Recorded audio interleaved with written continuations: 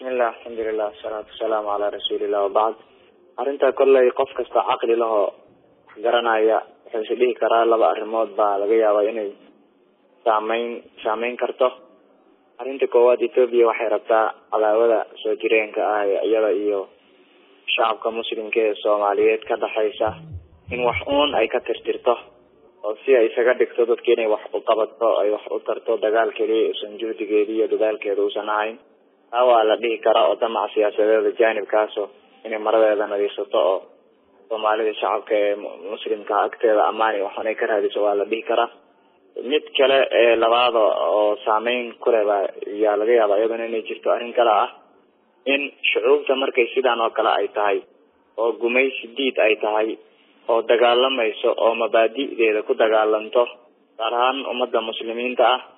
وتجاوين هري ميل بدن uga soo dhacay ee gaaladu ku soo tijaabiyeen soo sameeyeen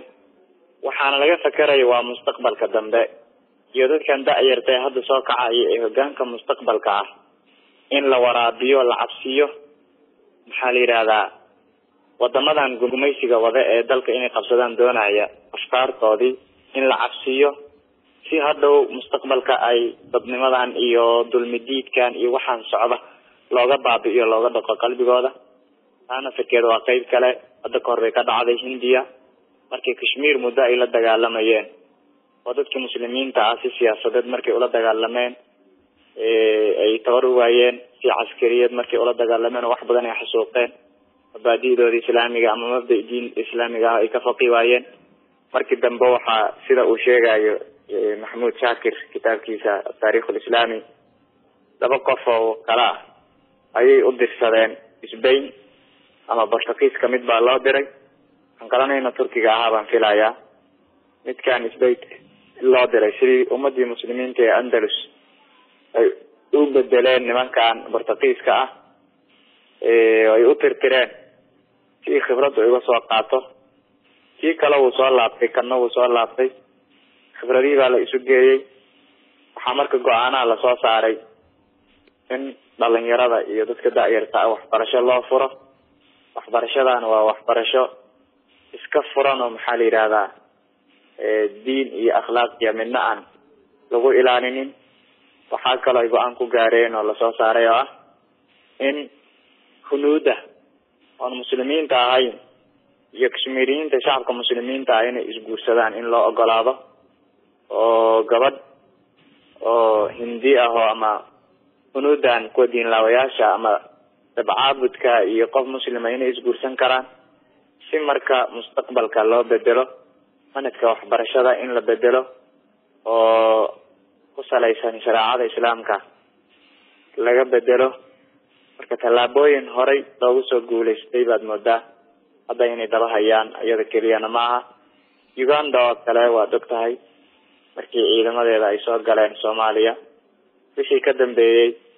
ayaga iyo calaaqada ka dhaxaysa Soomaalida hataa in meelihii laga dhoof jiray Soomaalidu ka dhoofi jireen oo qaxootiga Yurub iyo Mareykanka ay uga gali jireen in Kampala markii dambe laga dhigay safarada Nairobi lagu aado hataa waa dogtahay in Kampala loo maro oo Nairobi iyo Kampala markii la soo fiirshay Nairobi ay soo xigto Soomaaliya ay ka soo sokayso ya haddana si loogu takhfiifiyo oo loogu fudaydiyo la isu tuso dadku inay walaalo yihiin cadaawad iyo cilmi uusan ka dhaxaynin ciidanka halkan jooga iyo shacabka Soomaalida safarada loo fududeeyay isku mid yihiin waa dogtahay wakadalika Kenyatiguna sidoo kale hadda markay soo galeen jaamacadda Kismaayo markay degeen jaamacad ku taala Nairobi farac ama laan kamid ah ayaa la keenay qaxootiga si ardada gudahan wax ku baranayso xagga ay u aadaan wax uga bartaan وكذلك تركيا هذا ودكتها سامينتو كله حمد يقيبه كميته هذا وحاب الشيء يا أبو إذا عدوه كل شيء يا لونا فانا يا إن وجور كده حيس جور سلام تركيا يا صومالي ده يس جور سلام وتركيا يا صومالي يس جور سلام جور كوه ريا حمر كباي وحيين أيضا لا فيرين إن لا يسوى عشرة حاجة بني أدنى ماذا ولا يسكت كذا وفدي يسمى لنا عن لا فيرين كل أطماع ترى ضلنا laga leeyahay shacabka muslimiinta ee Shifu Jazeera ku jira oo dhan walba kaga hareeraysan niman saliibiyiina in caqiidadooda la bedelo mabaadi'dooda la bedelo inta kale waxaa la isdhihi karaa tan Ethiopia haddaan usoo laabto hogaami kooxeedyadii iyadoo ay ku adeegan jirtay oo isku diri jirtay ee hubka kala siin jirtay iyo rasaasta way dabar go-een badankooda hadda marka in la helo dad oo afkaarteeda u adeego aqoon-yahana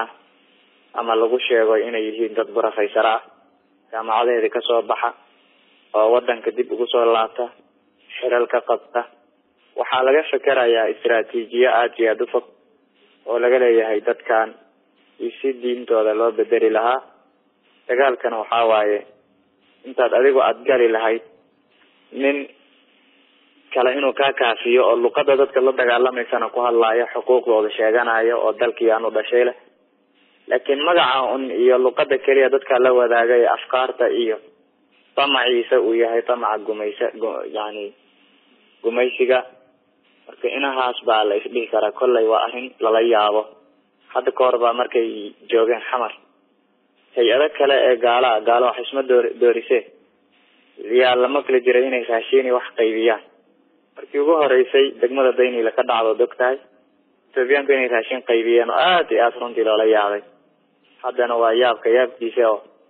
Ethiopia waxbarasho dad siinaysa iyadoo la ogyahay waliba xilligii dawladii dhexe ee dictatorka ahayd shuuciga ahayd ninka hadda baktiyay ra'iisul wasaaraha ahaa inuu halkan ku wax bartay marka maanta Soomaalidu hadday iyagu ogaan lahaayeen hay'adooda iyo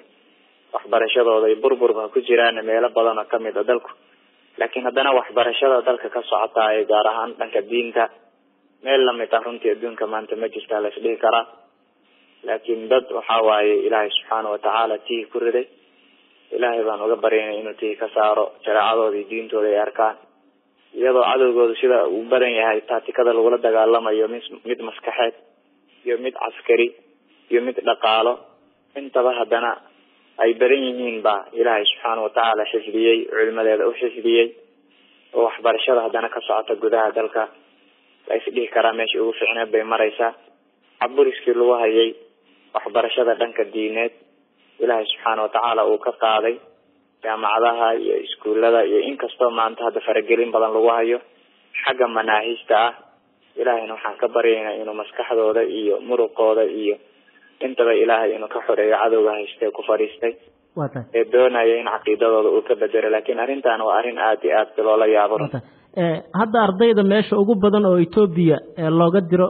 waxa weeyaan Hargeysa iyo Garowe Boosaaso iyo Gaalkacyo iyo waa maxay waajibka ka saaran waalidiinta caruurtaasi dhashay in Ethiopia loo diro oo ay soo laabtaan iyaga oo afkaartii milazanay wax xambaarsan waalidiintu ilaahay subxaanahu watacaala amaano ayuu uga dhigay caruurta yaa ayuha aladiina aamanuu quu anfusakum ahliikum naara ehelkiina iyo naftiinaba naar ka badbaadiyo tan ilaahay uu leeyahay canugan Ethiopia hadda loo dirayo aniga hadda waxaan isleeyahay Ethiopia iyo Turkiga waxba isma doorshaan laakiin saamaynta Ethiopia xagga cadaawada diineed iyo mid dhan walba ay ka dhaxaysa iyaga iyo ummadda muslimka ee Soomaalida iyo habar kasta oo baadiye iyo beled meel kasta ha joogtay ka waraysa geeljiruhu ogyahay diinin reer baadiye maanta waxba aan kala aqoon siyaasad iyo midna aan la socon loo sheego Ethiopia caruur waxbarasho loo dirayo waalidiin ay ku qanacsan yihiin inay u dirayaan aad iyo aad runta ula yaabaya waxaanu ku ognahay un kaliya in dadka dagaaladeedii iyo duulaanadeedii iyo ay ka barakacaan meelaha lagu xareeyo akhlaaq xumo iyo fasaad iyo inta lagu baro xaggan ilaa iyo wadamada gaalada ay uga sii gudbaan iyo in BM iyo madaafiic ay la dhacdo intii waayeel ama caruur ama haween ama dulmidiid ahayd ama wadaado ilaahay subxaanahu watacaala diinkiisii u qiiroonaysa yahay ay la dhacdo ee dalka gudihiisa ku hartay in baa lagu yaqiinay waalidka maanta laga dhaadhicinayo Ethiopia caruurtaada ay wax soo baraysa waxaanu ka qoomamaynayna kuwa maanta gudaheeda ku nool ee gumaysiga ay ku haysato ee halka dhagle ayada kale ay la hadasho in ka qoomamaysannahay kuwa laakiin hadda meelahanba joogo oo dhuuman karo oo laga yaabo in si mubaasharo oo toos ah ayna saameyn ugu lahayn in gudaheeda ay Addis Ababa la geeyo halkaana lagu baran waxaa la yidhahdaa mabaadi'da iyo afkaarta Ethiopia bal waynu arkaynaa laakiin waalidiinta caruurta dhashay ama Ethiopia ha aadaano ama Turkiga ha aadaano ama Talyaani ha aadaane Ilaahay subxaanahu wa tacaala inay uga baqaan ee caruurtooda mabaadi'da kufriga ee la barayo maalinka qiyaamo Ilaahay waa kula xisaabtami doona bal samaanta canugaasi qad bay ku yeelan doonaan hadday nool yihiin hadday dhintaanba qof muslim oo caqiido saliima leh caqli wanaagsanna Ilaahay ugu daray kolba yeeli maayo inta wax magaratada ah ee iclaamka iyo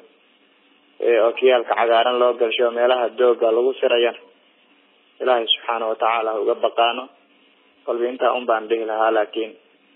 waa arrin runtii fajicisi oo aad iyo aad loola yaabo kuna cusub saaxada